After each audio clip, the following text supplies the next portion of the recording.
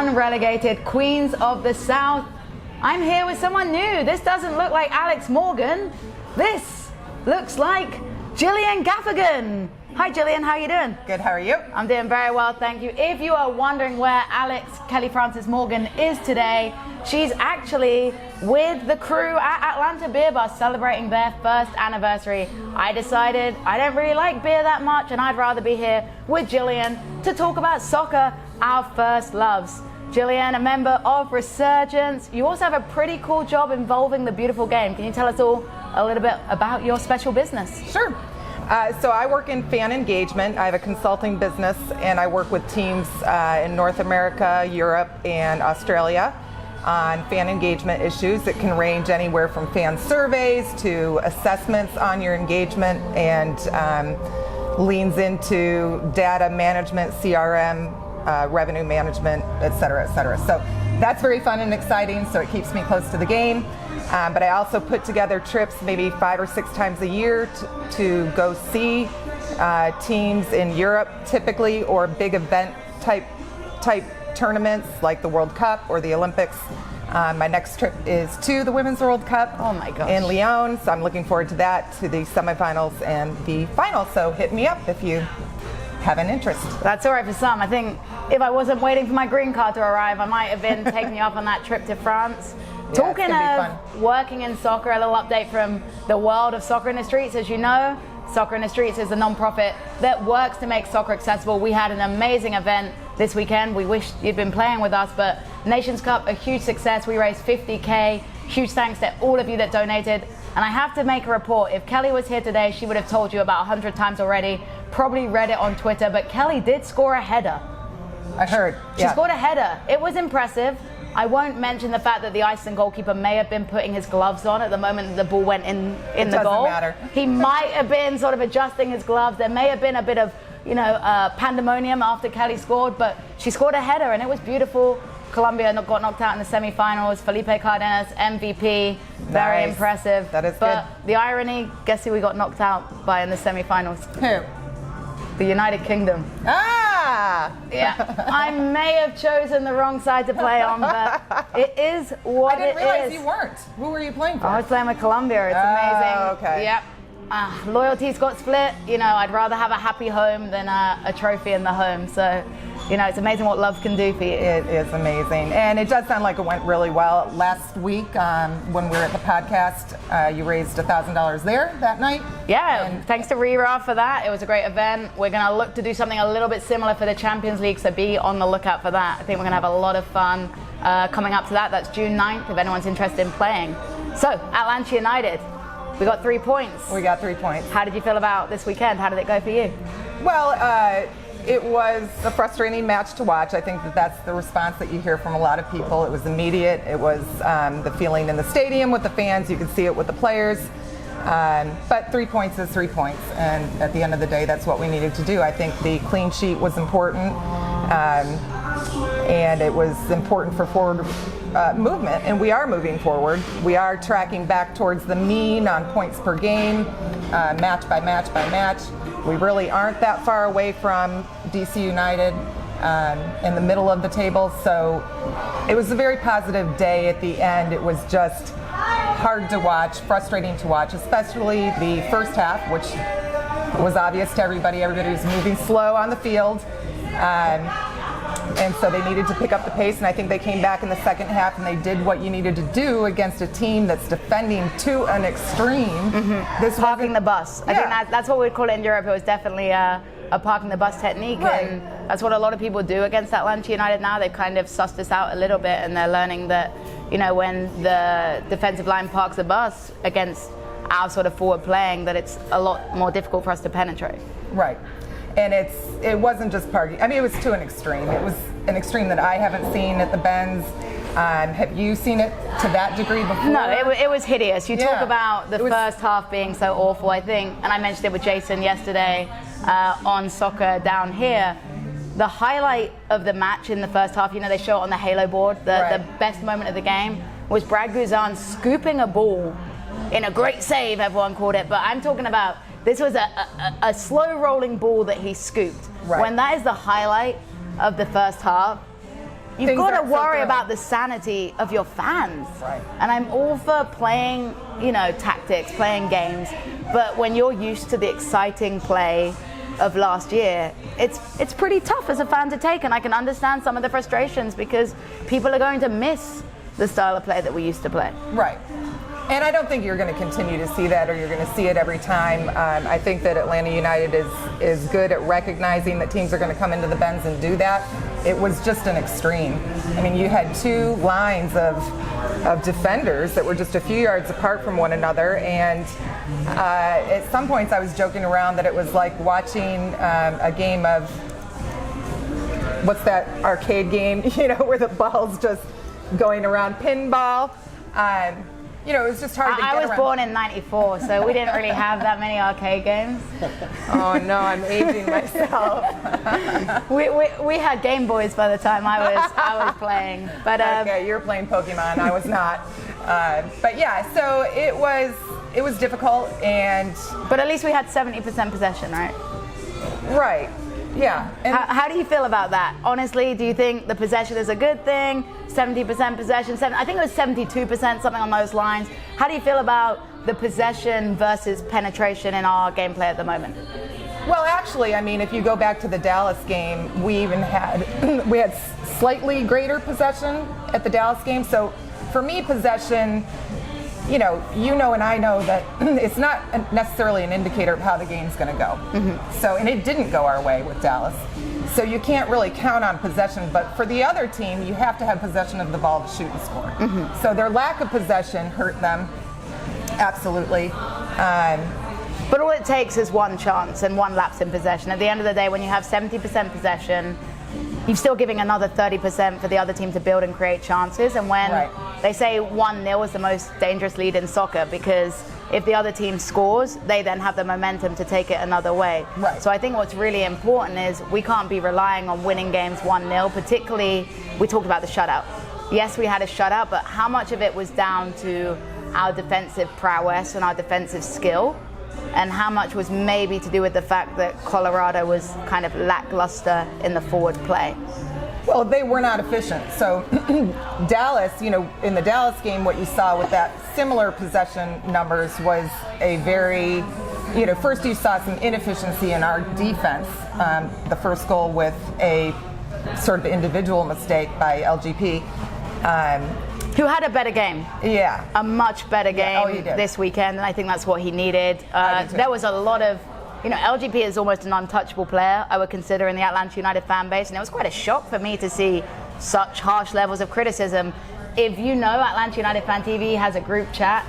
Tanner was going absolutely ape shit on LGP. I've never read anything like it. I mean, Tanner, you're a cool guy, but oh my God.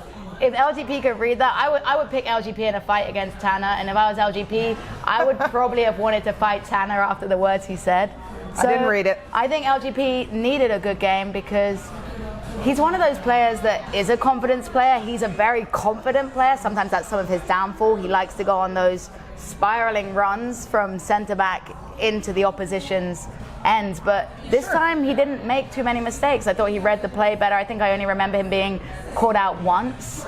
So that was a good thing for LGP, but like you say, did he get away with it this week because of Colorado sort of was less effective? So, the first thing that happened with Dallas is our defense was ineffective, and so it then allowed for Dallas to come in with that smaller amount of possession and to convert two chances that we gave them. Exploit an opportunity that we gave them and to score. So was it that they were more effective or our defense was ineffective? I think the first thing that came was a breakdown on our defense, and yeah, they were effective with that opportunity. In terms of the Colorado Rapids, I just don't think that their offense was very effective. Mm-hmm. They didn't have possession of the ball. It's not an indicator of how the game's going to go. But you do have to have possession of that ball to shoot and score. When they got possession, particularly in the final third, they were not doing much with it. And I don't know that it was that. I don't feel that it was that our defense was so great. I feel like they were inefficient. What came first was their inefficiency when they were handling the ball. They made it very easy for our defense to look good. Yes. And when we come up against Sporting KC, and we'll get to this later on in the show, they may have been weak at the back, conceding a lot of goals, but they've also been scoring a lot of goals. And I think the challenge on Saturday is going to be far stronger for our defense. And what I'm hoping is this week, we've got a whole week before the next game, that Frank is doing what he's meant to be best at, which is organizing defenders, right? I mean, that's right. He was a great defender back in the day, and hopefully we can finally start to see his sort of leadership as a defender and see him rubbing off as a role model. And I think one way we have seen that this season is Miles Robinson. Absolutely. Miles has been a joy to watch. I think for when you talk to fans, his name always comes up. People, they're excited to see him. They're excited to see him playing. I love him because he played for Syracuse, and I'm from the Syracuse area, so he's already. So you're a bit biased. Yeah, he's already got a leg up with me for sure. And I think that he's grown tremendously. He's a joy to watch. I mean, I just love it when he gets in the air and turns his head and gets the ball. He tried a bicycle kick. He did. Do you remember Miles? I do. I mean, if we're talking about confidence, that boy has confidence. He's a centre back trying a bicycle kick. Yeah. I thought he was going to kick the defender's head off. I'm pretty glad he failed, because that might have been pretty nasty to watch. But it's good to see young players playing with such confidence and exuberance and getting the job done. And what a draft we had that year. What a draft. I know Gressel's one of your favorites too. Gressel is one of my favorites. Absolutely. Yeah, well, he's German. I'm German. He plays under 24. I played under 24. You look like Gressel. Just how Kelly looks like Alex Morgan. You are Jillian Gressel. Yeah, Jillian. Yeah, so again, maybe not for the right reasons, but he is my favorite player on the team. And I love to watch him, and I'm so glad he got that goal. So how do you feel about Loverboy getting into it with P.T. Martinez this weekend? I believe there might have been a little bit of verbal altercation between the two of them. What were your feelings about that? It didn't worry me. It wasn't a problem. I mean, this happens. It's I don't think it's anything to get excited about. I think people that play the game understand that happens, and that's not trying to stand on my pedestal or anything like that, but having played soccer since I was 4 years old, and I know you grew up playing too, you can have a best mate on your team and still scream at them. Absolutely. I mean, I play with Sebastian, my husband, and we will yell at each other on a soccer field, and it's okay, because what happens on the field, sort of you leave it on the field. So people are looking into it a little bit too much, I think, at times, thinking that there might be problems in the dressing room. As long as it's happening on the field, we've seen far bigger issues in the dressing room. Barco, and I think this is something that's minor to worry about. It is minor. What about his reaction coming off the field, though? I think personally that might have concerned me a little bit more. I don't know if you've watched the video that Jay Riddle posted of him kicking Breck Shea pretty hard in the back of the chair. My bigger concern was this isn't a big concern, but he didn't shake Tito's hand coming up. Or Frank's. He ignored him, walked straight to the bench. Your teammate is coming on. It's a courtesy. It's showing your brotherhood in this match. And so that was a little bit mildly irritating to me. The rest of the behavior, I think that a lot of people have talked about this, and I've felt it before. I'm more of an internalizer, so I don't, you were never going to see me on the field throwing a tantrum or off the field. You will see me on the field, whether it be the soccer field, the soccer tennis field. I will throw tantrums. I'm more of a PT style player. You can catch me at the goal throwing tantrums every tailgate. And I think that's the point. Different athletes have a different orientation towards that. There's a lot of variables in your personality, your culture, how you grew up. For me, I played a lot of sports before I played soccer. Some of those were individual sports that are very silent, like marksmanship. So what is that? Is that guns? Yes. Freaking Americans, man. It's a sport. So, but I played tennis. I swam. I went downhill skiing. I cross country skiing. I played a lot of sports, and so I think for me, a lot of that, by the time I kind of settled into soccer in middle school and this was going to be my sport, it's just the type of player I was. I didn't throw my frustrations around me.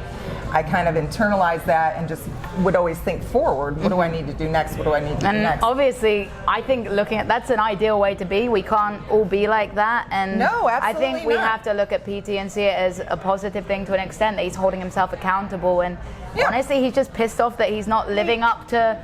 You know, he's got a huge weight on his shoulders. South American Player of the Year. People are expecting you to come in and be incredible. He's got a big price tag on him. He's kind of in a position that Barco was in last year. And he kicked the right guy's chair. I mean, Brett Shea was like not even going to care. Brett Shea is in the clouds. I don't know. Have you ever seen a picture of Brett Shea looking into the camera when they do that match picture? This has become funny. He literally looks like this. He's always looking the wrong direction. Every time he's in the stars. Like, I don't know what he's on before games, but I mean, the photographer needs to be like, it's like when you've got a baby, you know, when you're holding a baby in a family picture and you're like, Breck over here, Breck, like, it's now crazy. I wonder if he's doing it on purpose. It's sort of, I mean, maybe he's messing with us. Yeah, he's like, I want these guys to think I don't know what I'm doing, and I want them to think, so then they expect me to play bad, so then if I play well, I've done better than they're expecting. Everybody's very pleased. It's double reverse psychology. Yeah. Brett Shea is the smartest player in the universe, I'm telling you. Possibly, I don't know, but I think on this picture thing, he might be yanking her chain a little bit. It's kind of funny. I think it happened once or twice, and maybe it was an accident. And it would be funny if he's doing it on purpose now. I think you've killed the joke now. You're ahead of the game, Jillian. Come on, stop being so quick. Speaking of quick. But Tito. I don't think it was a problem with the tantrum coming off the field. I really don't. I didn't like the fact that he didn't shake Tito's hand, but you know, it's a minor thing. It was a blip. It's not something I really, other than people just keep talking about it, I wouldn't keep talking about it. He had a better game though, didn't he? I think he played a lot better. I think he was frustrated because he'd put in a couple of really good balls right before he was substituted off. I think he put one on a plate for Joseph almost when Joseph slid in. I think last season he would have put that in the net every single time. So I saw a lot more positivity from PT in the game towards the sort of mid-mark when he was taken off. And it was important for him to start and spend those minutes in the game. I mean, I think Frank had said this, and it's true. You know it's true as a player. You know, training is great, but there's just no substitute of minutes in the game and gaining that experience. And that's why it's called match fitness. Right. You get match fitness only in matches.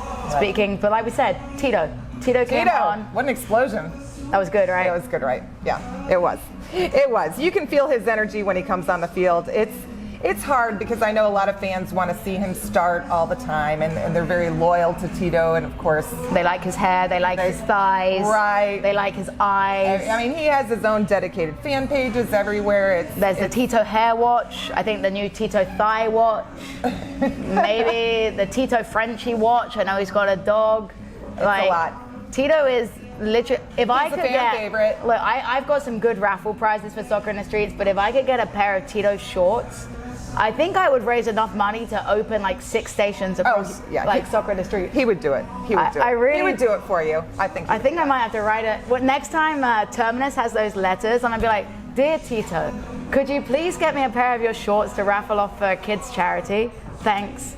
If he can get your message, he will do it. And I'm sure there's somebody out there that can get that message. Get me some shorts for Tito de Villalba. I will raffle them off, and I will buy a station for kids that need access to soccer. And she said this publicly, so you know she's not going to keep them for herself. I don't think Sebastian would be too happy if I had another man's shorts like under my pillow. That might be a little bit of an issue for my marriage, honestly, Jillian. Well, just don't let anybody know when you have them because your house might get broken into. There are people driving down to Noonan, Georgia, just to steal my Tito Villalba You're going to shorts. have all sorts of new friends that are kind of surrounding you. Yeah. Swarming. It's the truth. Men, women, it doesn't matter. I mean, there's a lot of man crushes out there for Tito. I think Jay might have one, honestly. A poquito was his wording. But he had a great performance. It was good, and he played the super sub role. He did perfectly. He did, and he. So, anyways, you know, I think fans would like to see him starting. They like it when he starts, but he really has this great role when he comes on like that, and it affects the game. Because he's so quick. He's playing against tired defenders, and it's tactical. Yes. When you have someone that's fast anyway from the start, you then put him against defenders that have already played 60 minutes. Yeah. Imagine being exhausted, looking at the bench and knowing Tito Villalba's coming on to run at you for the next 30 minutes. Right. If I'm a defender, I'm like, what the? Here we go again. It's a different style of play, and I think it works. I do too. I think he needs to get more minutes sometimes, but fans just have to learn that players have their roles to play, and this is a good role for him. And he contributed to the goal. Right. So, I mean, I'm happy for him. It's good to see. I think there's a lot of people asking for him to start against KC because of the way they play and how high pressure might work on causing them errors. I think that's what it comes down to. I mean, Frank has to look at, who are we playing? What is their style? Are we home? Are we away? How are people going to play against us in particular? But it's interesting that we're doing that more this season. Yeah. We're looking at the opposition and altering based on them. I think last season potentially we played more our own game no matter who we were playing against. It's true. This season we're having to look a little bit more at the opposition. We're having to adjust. And adapt because we don't have quite that invincibility that we had last year, that if we played our own way it was going to be successful no matter how we faced. Right. So I think that's really interesting. Every single time. I mean, we had the better players most of the time. I'll just make up a number. I do this all the time. So, I always say if you've got the better players, you're going to win 90% of the time. That's totally made up, but you get the picture. I mean, we had the better players against most of our opponents, and it doesn't mean a lesser team can't beat you. They will sometimes. The thing about soccer is that the stronger team is only slightly stronger, and so that's why anything can happen. So I think we are in a situation where Frank is leading these adjustments. Depending on who we're playing, the players have to adjust themselves on the field to the play when they get on there, and work together to get that done. We've got great players, but we don't have Lionel Messi or that's always going to be performing like crazy no matter what the scenario is.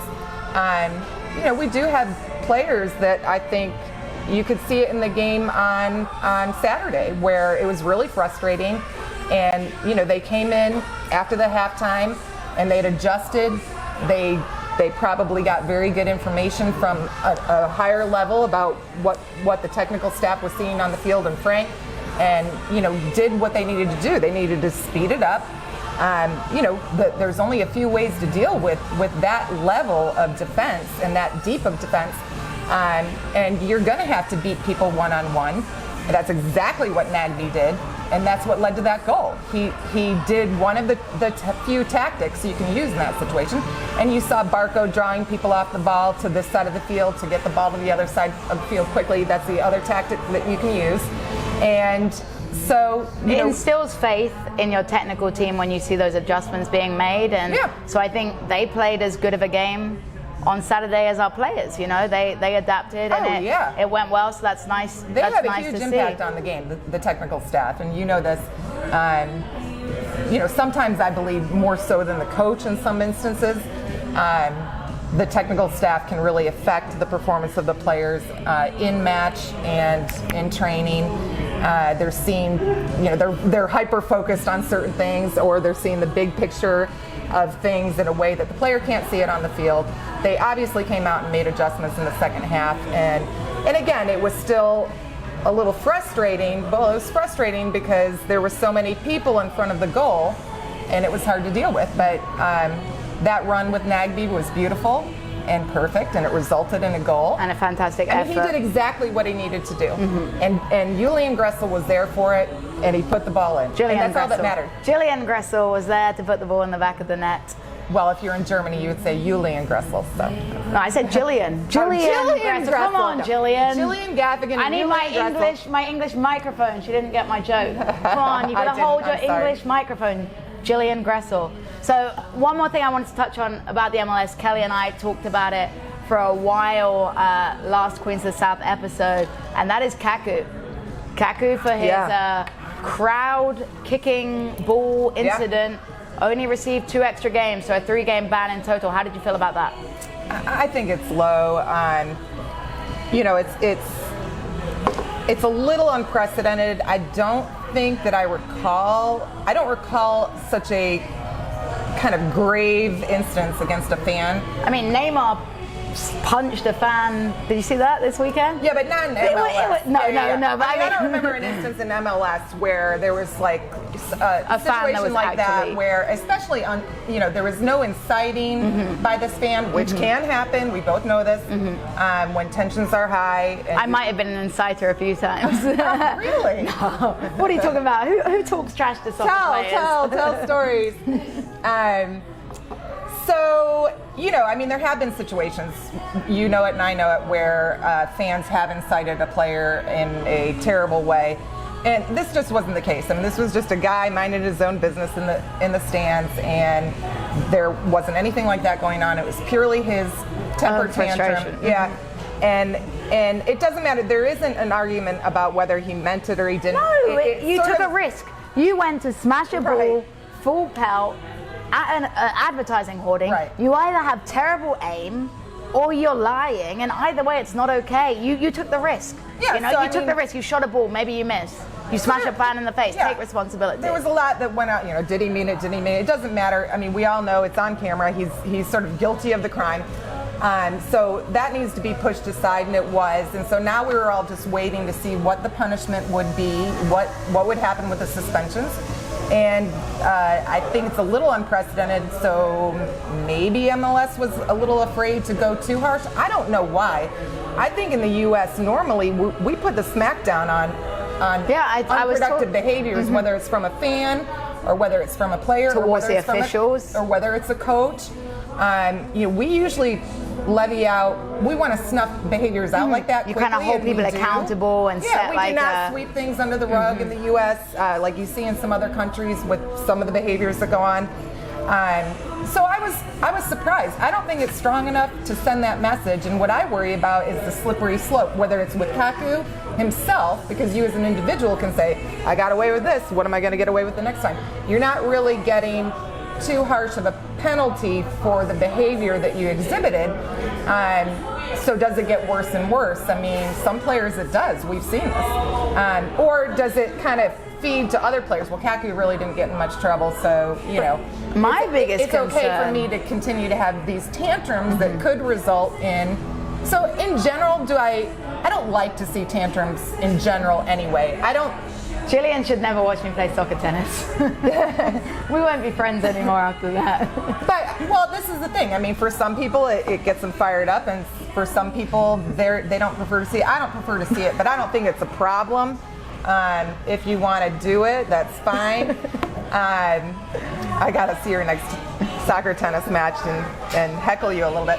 But anyways, I just think that it's a behavior that things can start going the wrong. And I have seen it in other cultures. I have seen it in the sport in other countries where behaviors are kind of swept under the rug and they continue to look happen. at racism. Look at the way racism isn't punished, and then people think they can get away with it. It gets worse. The monkey chants, the banana skins, it's appalling. Right. But when people get, when they just get a ban from a stadium, and they're not even getting that. No, we've got the technology to find that person. If you go to a game in Italy, they've got your name, your passport, your birth date, your ID. You have to provide that information to obtain a ticket. So they can identify who you are and ban you for life. But they just choose not to. They choose not to. Sometimes it has occurred, but I think the past couple of instances, there really hasn't been a lot of repercussion there or diving into it. You have that feeling as an American watching that happen that it gets a little swept under the rug. And I have conversations with people in Italy and Germany and other countries, and I'll say, well, what did you think about this? And they'll say, oh, I've seen worse. Yeah. That's sort of I've seen worse.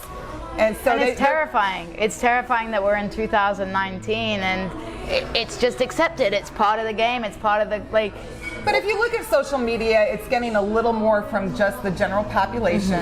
And I think that's what it's going to take. It's sort of that general population of fan, not that hardcore fan that sweeps it in the team or the league. But also the players that are standing up to it. Raheem Sterling did an excellent job and calling that out and kind of putting his neck on the line a little bit, standing up, talking up against, FIFA, saying it's unacceptable. Right. I think he's been brave and he's kind of risking being scapegoated by the organizations, but for him, it's about a bigger thing. It's about protecting the kids that look up to him. It's about protecting kids that were him, you know, that he was rather 10 years ago. So, and I think for all of us, you know, a statement that I make all the time is you have to put humanity before the game. And so with Kaku, you know, coming back to him, you know, who cares? He hasn't seemed real genuine in his apologies. I think that's a problem. He's young. I think people can make mistakes. Yeah, but he's just a dislikable character. He's just a snob. I mean, his agent didn't get his coffee. His agent didn't get his Uber. Like, so if he had actually come back and said, "Oh my gosh, I've made this horrible mistake," and is this guy okay? Like, this guy has literally, like, I've read stuff that potentially had a concussion. Like, he's actually seriously hurt, and it's just a bit selfish. But so that's his own brand that he's hurting, and that's his problem. I think that the rest of it is all of our problem, and I wish that there had been a little steeper penalty. I know that there's a players association that probably is kind of negotiating and coming back. If they said we want 10 games, they're like, we want 1 game, whatever. However, it ended up at 2 is amazing to me. I still would have thought that there would be a little bit of back and forth, and we don't know what happened there, but 2 games. It's 2 games, and it seems insufficient, I think, particularly for the guy. I think most importantly for the guy that got hurt. I just hope he sues the shit out of him. But I think he will. I mean, Americans love to sue. Like I said, we're a very litigious society in the U.S. So yeah, I think there probably is going to be some sort of financial settlement. Yes, indeed. But on to something a bit more positive. Okay. I see you all the time on Twitter talking about Atlanta United 2. Yeah. I love how much you care about it, and I'll be honest, I'm a bit of a novice to Atlanta United 2. I haven't been to any games yet. As everyone knows, I'm based super down south, and now it's in Kennesaw. It's even more of a trek. But I think basically what I want to hear is what engages you so much about Atlanta United 2, and why do you think it's so important to be there? Well, it's a different season for all of us as fans with AU2. I mean, I didn't go to a single game last year. I wasn't going to. I know the stadium that it was at. That didn't really interest me. The team wasn't performing that well. It didn't really interest me. I think the first 2 things that happened that gained my attention was, number one, the announcement of the new head coach, which is not new to us as an organization. Stephen Glass, who was the head coach of the Atlanta United Academy, became the head coach of AU2. So that was a big move. For those of you that don't know him, look him up. He played for Newcastle United. I think he might have played for the Rails in the NASL. He's had several coaching jobs before coming to Atlanta United Academy. So that got me a little bit excited. And so the second big news was that the team was moving and would start playing out of KSU 5th and 3rd Bank Stadium at Kennesaw State University, 10 minutes from my house. Sorry for some. Like, I think there were a lot of other people that were kind of like, what the hell, that's so far away. But I'm going to make an argument that that my far away when it was at Coolray was justified. I mean, no one wants to go to Gwinnett. And that you're far away now to come to KSU might be worth your time, just for 1 or 2 games. So, you know, the thing about this stadium is it was built to be soccer specific. I've actually played in it. We used to play against Kennesaw State. It's a really nice stadium, a great pitch. And I've never seen a football game there for the university, but I've watched a lot of soccer there through the years. I've watched lacrosse there. There's always a variety of tournaments, women's college events that go on. So I've been up there several times, even before the match for CCL with Herediano, which was a thrill. Oh my God. That was a fun night. It was a thrill to see that stadium just jam-packed. It was crazy. It was fun. And of course, a great outcome. But it's a good little stadium, and I really like it. It's soccer specific. It reintroduces terraces to fans. I love how newer stadiums are doing this, and it's not that new. But the terraces are part of what makes that atmosphere very nice, very intimate. It gives you a great view. So I knew these things about the stadium, so I got excited about that. And I'm excited about Stephen Glass. And I'm excited because now I'm thinking, I know Atlanta United is a powerhouse when it comes to fan engagement. They were not doing the things in terms of fan engagement for AU2 last year. Yeah, whoever they've signed on the media department. Well, I mean, I think it still falls under the greater umbrella of Atlanta United, and so there's employees that work on both, if I'm correct. I could see that there were people being hired specifically for Atlanta United to do some sort of grassroots community involvement, try to get those youth groups, those companies that are in the Cobb County, Cherokee, Paulding area to organize outings to go, whether it's, so all sorts of groups, churches and Boy Scouts and Girl Scouts and any type of organized group. So I knew that they were making that effort, and I thought that's going to be really cool. It's going to be nice. Yeah, it's going to be really nice. So the next thing that happened was, I don't drink at games, and I drink very rarely, but occasionally I drink some wine, and so are you Alex Morgan in disguise? And so I don't know if this has ever happened to anybody else. I've done things like drunk donated to TIFO for the team. $100 just gone.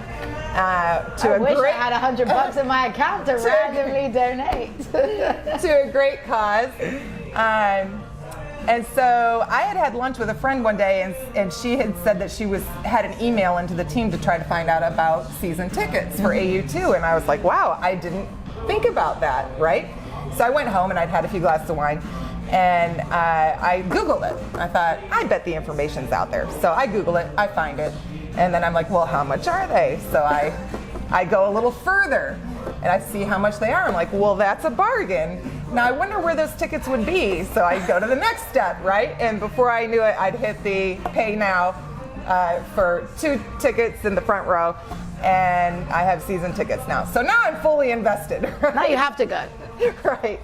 I did miss the first 2 games because I was in Italy, just like the Atlanta United games. I gave those tickets away. That was another component of it. I don't care. The tickets are cheap. I'd rather engage another fan by just giving those tickets to them to let them go. So, it was a good all-around package. So when I got back from Italy and I got to go to my first game, I wrote up a big sort of little post about it, about why people should go. And you can tailgate, you go there, you tailgate, it's a beautiful day. The parking lots are very close. Your access into the stadium, out of the stadium is very quick, it's very fast. There's low attendance. I don't care where you buy a ticket. You can sit wherever you want, and nobody's going to give you a problem about this right now. I mean, the attendance has been tracking around 2,000, anywhere between 2 and 2,500. So nobody hassles you on this. I go in as a season ticket holder, and people address me by name. They remember who I am, which is a nice touch. I mean, so it's not just it is the Atlanta United, what they've done in terms of fan engagement. It's also the people that are working at 5th and 3rd have very good training. If they see you kind of trying to take a selfie with a group of people, the staff will walk up and say, let me take that picture for you. I mean, it's just, there's little touches like that that are very fun, very nice. It's a great social environment. It's not overly crowded. It's a great place to meet your friends. And so unlike the Atlanta United games where I'm very intent on the match, at these... You get a chance to relax. I do relax. And I actually do have a glass of wine when I'm there, which I never do at other games. It's more of a social environment for me. I really enjoy the kids running around. You don't really have to watch the kids too hard. They just sort of run through the terraces and do the things they want to do.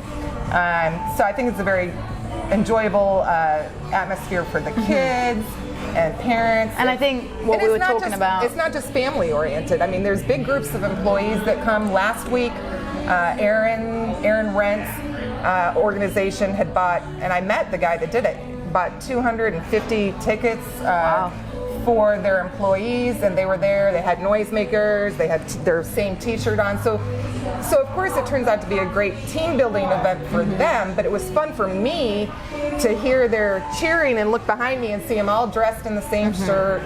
I think it's good for the company because we all see them up there. It's marketing. Right, so they're getting a benefit too. Because that looks like a fun company to work for now. And they're getting some brand awareness about their company and so forth. So, but they had a really good time. It really put a smile on my face to meet some of those employees, to see them there enjoying themselves. So those are the kinds of things that you can do. And the supporter groups still show up. They show up with their drums. It's not as loud as what you're used to. It might be just a little smattering, ragtag group of people, but I often go down to the supporter section and sit there and cheer with people. I kind of move around throughout the stadium. The players interact with the fans a lot. They're always available to take photos and to get autographs after the game. They're very generous about this. Andrew Carlton, at a game I was at recently, gave I think it was a 7-year-old a shirt after the match because it was his birthday. So, I mean, I think you have a really good opportunity to interact with fans, the fans with the players. Last week when I was there, last Wednesday, Frank DeBoer was there. I got a picture with him. I saw that one. You saw the second one. So the first one didn't turn out very good. And so because the gentleman I had take the picture, he only took one. That's the worst. When those people stand there for 20 minutes and they look like they're taking 17 pictures, you look back and it's one and you've got your eyes closed. I mean, come on, man. What were you doing for 10 minutes? Like, you're lying to me. Just press and hold down the bloody button and take 30 pictures. Right. That's what real stand-in photographer does, and that's what I do. So if anyone ever wants a picture taken, you're the girl. I'm the girl. Well, I'll remember that. So I have another friend that said, well, I'll go take another picture of you and Frank. And so I was a little nervous, like, I don't want to go back and ask him. You don't want to be that girl, like, hey, I look ugly in that first picture. Yeah, so I had an idea. So I went down there and said, Frank, do you think I could take another picture with you? Your eyes were closed. So you lied. I did. Frank, if you ever watch this podcast, Jillian lied to you. You look great in that picture. He did. He looked great. And his reaction was this. My eyes were closed? My eyes were closed? That's Dutch people. They're very uptight. And so I was like, no. My eyes were closed. It wasn't yours. So he leans in, takes the picture. It was great. He was very, very generous and gracious to do that, and I thanked him. And I also think that this was a good move on fan engagement for Atlanta United. They had him parked on the corner, easily accessible to fans. Darren Eales kind of stayed on the inside of the sliding glass door, and I think it gave Frank an opportunity to be approached. It gave the fans an opportunity. Seemed more approachable. And he was very approachable. He was very friendly. He didn't get my joke about his eyes being closed, but that's okay. And you needed your English microphone. Come on, it's how everyone understands the jokes. So, but he gave everybody a photo that wanted to and talked to anybody that wanted to talk to him. That's awesome. I thought it was a good move. And that's the other thing, is that some of the AU players do show up there. You don't know when they're going to come. You might be surprised. So if you want to meet Tito, you never know. He might be he'll be at the next AU2 game. George Bello was walking around. People got pictures with him. I mean, you have these players that move between. You have them, right, that move between the two teams, between the MLS team and the reserve team. And then, in general, you're going to have some times where the players or other VIPs are asked to go up to the AU2 game. It is they want to. I'm sure Frank wants to see those matches in person when he can. And that's what I wanted to touch on. I wanted to touch on the purpose in terms of soccer of Atlanta United too. So as far as I'm concerned, it's very similar to a reserve team in England, where it's kind of a place where these players that may be second string are getting match fitness minutes, as we talked about with PT, getting game time, getting to get on the pitch and try things out, realizing, getting up to speed with things and giving the coach a chance to watch players in a real game situation, because you can't pick players based on their performance in practice all the time. You need to see them in the real game. And I wonder whether that's where, for instance, Dion Pereira, who was playing extremely well in AU2, Dion actually went to my rival high school in England. Did he? Yeah, I need to get hold of him somehow, because he went to Queen's and I went to Parmeters, and we were both. I didn't know that. We were both Watford Academy schools, and we didn't like each other very much. So yeah, he's from 10 minutes from around me, but that's cool. He's been performing really well with AU2, and then he got to play in a big boys game, so to say. And I like to see that comparison to Europe, how they're using it as either a platform for young players to get minutes, but also for injured players to get back up to speed. Right. Would that be a fair assessment for you, a good comparison to an extent? In some cases, yeah. I mean, it is a professional league. It falls under the MLS hierarchy. It's actually called USL Championship League. And there's two conferences. There's an Eastern and a Western conference, 18 teams each. So it's big, it's fairly big, and some of these teams are tied into an MLS team directly and some are not. So to what you're saying, in some cases, yes. But some of these teams, like the Tampa Bay Rowdies, they're standalone. Yeah, they're standalone. So, but that's why we have We're using it for that purpose. Right. That's why we have it. Other teams that have that there's a Galaxy team. There's I know there's a Red Bulls team. I don't know all the teams. One of the ways that I'm getting more engaged with it is I'm kind of taking it match by match.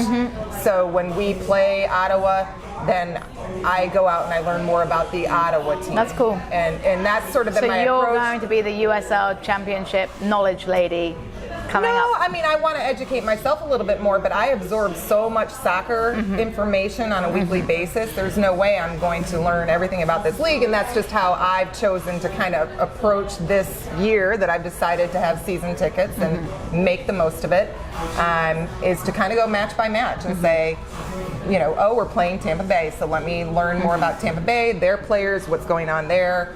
And then it was Ottawa, which was an away game for us this past weekend. Next week we play Nashville. That's a cool one. Soon be a MLS team. So that's a home game on Saturday.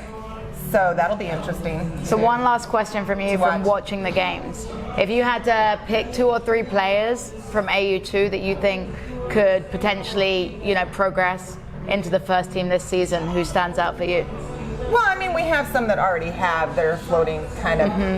I don't know enough yet to pick a new one that's I don't know exactly who's contracted both directions.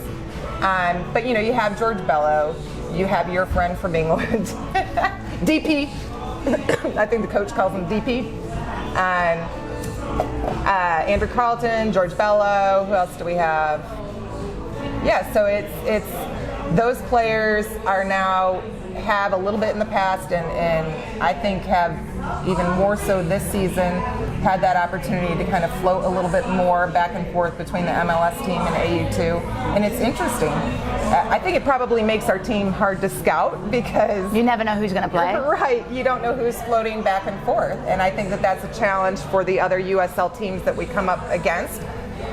What I've seen so far in terms of play, and I do get just as intense when that whistle blows about even though I find it a more social environment, and I kind of let myself go a little bit when that whistle blows, I'm really intent on the game again. And, I think that this is a team that likes to play beautiful football. They want possession of the ball. They have very dangerous movement up the field. And I've also seen some breakdowns, against more experienced teams. But I've liked what I've seen. I've found the games fun, and I'm not encouraging everybody to be a season ticket holder like myself, but I am encouraging people to use, if you're a season ticket holder and you got that 6-game free passes, the passes, use them, and let me know that you're coming, and we'll have fun. And if you are looking for a more economical way to kind of get into the game or bring your children to a game, this is it. And it's a good, friendly environment to do that in. Safe space. It's a safe, cheap space to try the game. If you don't want to spend, $30-$40 on a ticket for your 4-year-old, it's a nice place to try their attention, see if they can watch it through a real game. And even older kids that are involved in the game, it's always good to show them professional athletes in person, in stadium. Real role models that they can meet as well. And just because this is a second-tier division under MLS doesn't mean you're not going to see good soccer. You're going to see good soccer, and it's sometimes it's every bit as elegant. A lot of these second-tier leagues are more competitive than the first-tier leagues. I think in the Western Conference last year of USL, There was only 15 points that separated the top of the table from the middle after 34 games. It's impressive. That's pretty tight. It was bigger on the East, and I don't think the Eastern Conference is as competitive and tight, but the Western Conference looks like it's trending that direction again this year. You're going to see good soccer. It's worth it. I think you pretty much convinced me to go watch a game. So let's all plan a day. Let's plan a day where everyone gets down and goes to sports at 2s, because at the end of the day, these may well be the future players in Atlanta United, you know? Some of them will be. So talking about Atlanta United, coming up for Atlanta United is Sporting KC this Sunday, 9 p.m., a late one. Not a fan of those. Yeah. Just a bit of a rundown on KC. They're conceding a lot of goals in the last couple of games. They tied 4-4 with the 10 men of New England Revolution this weekend, and before that it was a 4-1 loss to San Jose. So what would you expect from Atlanta United in this game? If you look at those results, what would you want from Atlanta United? Well, I mean, they seem a little disorganized, so they're conceding a lot of goals, and so I think that this is a time to test PD, and I think we're going to see something. Is he going to score a goal this weekend? I think so. Yeah, I really do. I think this is a good opportunity for him, and we've been saying that week by week, and so fingers crossed, but I think this might be a very good opportunity for them. They do. That was a crazy game on Saturday that they just played. I mean, it really. I think the equalizer is in the 89th minute. It was end-to-end stuff, lots of goals, and. I mean, I came in after coming home. I watched the last 5 minutes of the Red Bulls game, saw the score, moved on, saw Kansas City was playing, so I turned that on since I knew we were going to play them, and I think I was at about the 30th minute, and within 10 minutes, I came in, the score was 1-0. They already had a man down on a red card, and I think 10 minutes later, the score was 3-1, and I started tweeting like crazy, is anybody watching this game? Because I knew probably a lot of people were out after the Atlanta United game, and it was just nuts. Every couple of minutes there was a major event, whether it was a yellow card or a goal or a penalty kick or another red card. It was bonkers the whole time. So it was fun for me after watching the Atlanta United game, number one. It was fun for me to see Kansas City in a little bit of disarray, because they are a team that worries me.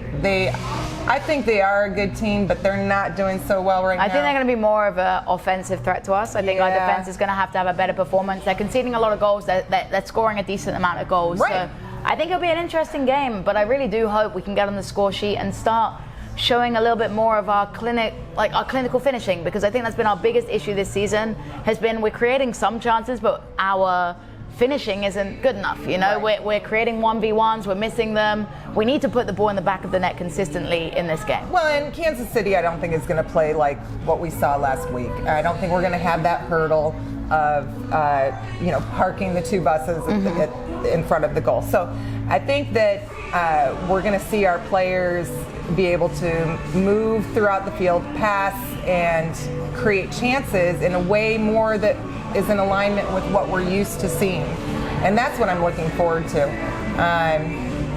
And I think it's hard to come back off of a week like they just had in 1 week of training. And they'll be missing. To regain all that. So what's your score prediction?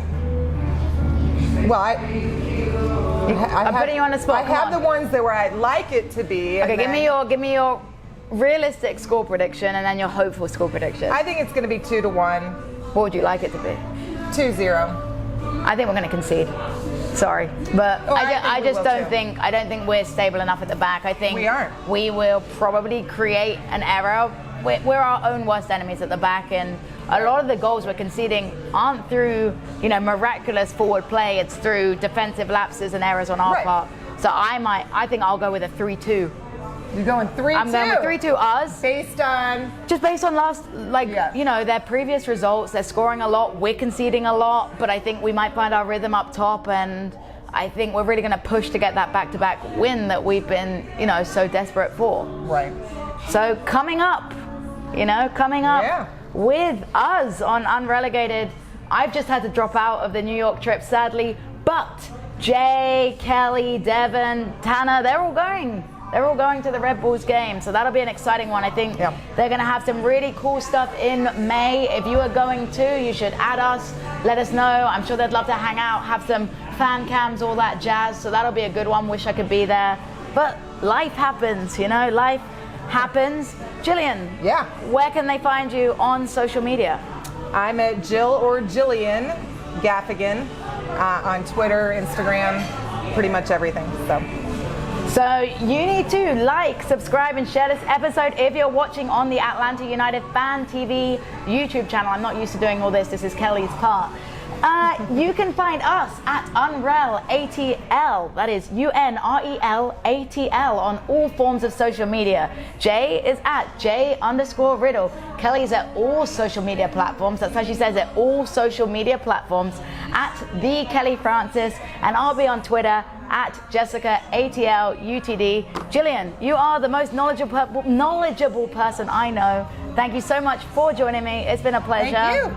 And thanks for having me. We'll be back on Queens of the South in 2 weeks' time, and Alex Morgan may be back with me.